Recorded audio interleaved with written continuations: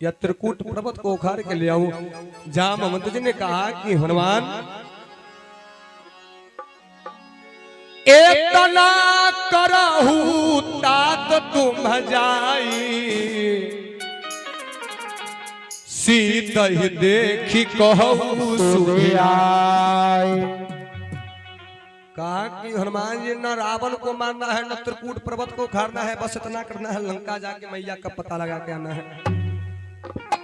कहा कि सारे बांद्र सेना में एक ही बुजुर्ग व्यक्ति हमारे जामवंत जी महाराज सबसे बुजुर्ग माने गए हैं, इसलिए कहा कि आजकल कोई भी समूह में कोई भी व्यवस्था में 10 को बुजुर्ग को रहना आवश्यक होता है।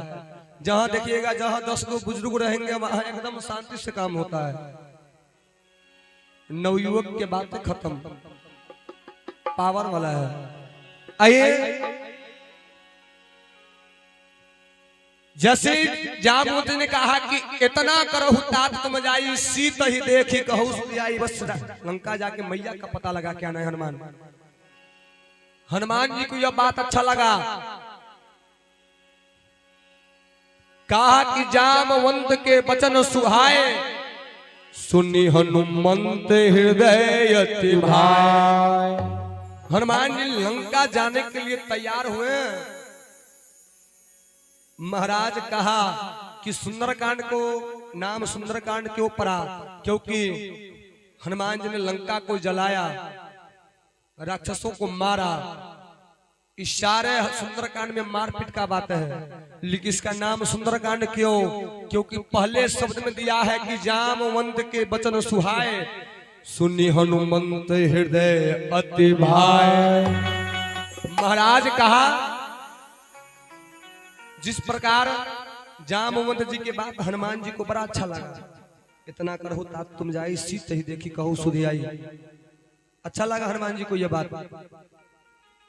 अगर इसी प्रकार गांव समाज में अगर नवयुवक लड़का, नवयुवक जो लड़का होते हैं, बच्चे होते हैं, अगर बड़ बुजुर्ग का बात मानने लगेगा ना तो सब सुंदर काम होगा, सारे सुंदर काम होगा, एको खराब काम नहीं होगा, बहुत अच्छा काम होगा।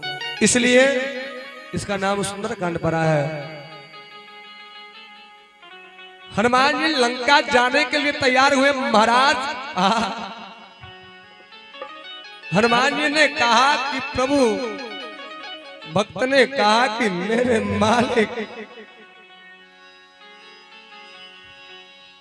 लगन तुमसे लगा बैठे,